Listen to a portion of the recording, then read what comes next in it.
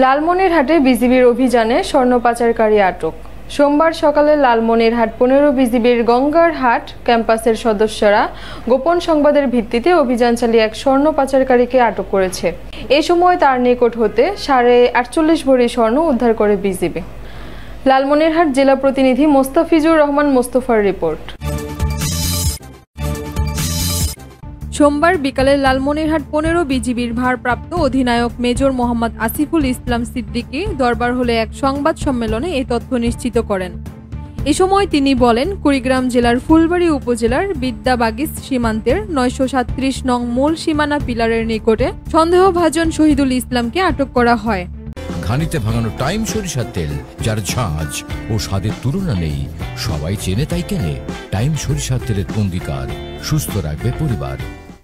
এ সময় তার দেহ তল্লাশি করে 5টি স্বর্ণের বার উদ্ধার করা হয়, যার ওজন 48.5 ভরি, বাজার মূল্য 66,77,000 টাকা। আটককৃত ব্যক্তি কুড়িগ্রাম জেলার ফুলবাড়ী থানার অনন্তপুর গ্রামের মৃত সফর উদ্দিনের পুত্র। আটককৃত ব্যক্তিকে কুড়িগ্রাম থানায় ও জব্দকৃত স্বর্ণগুলো ট্রেজারি অফিসে জমা করা হয়। অধিনায়কের উপস্থিতিতে প্যাকেটটি খুলে 5টি স্বর্ণের বার উদ্ধার করা হয়।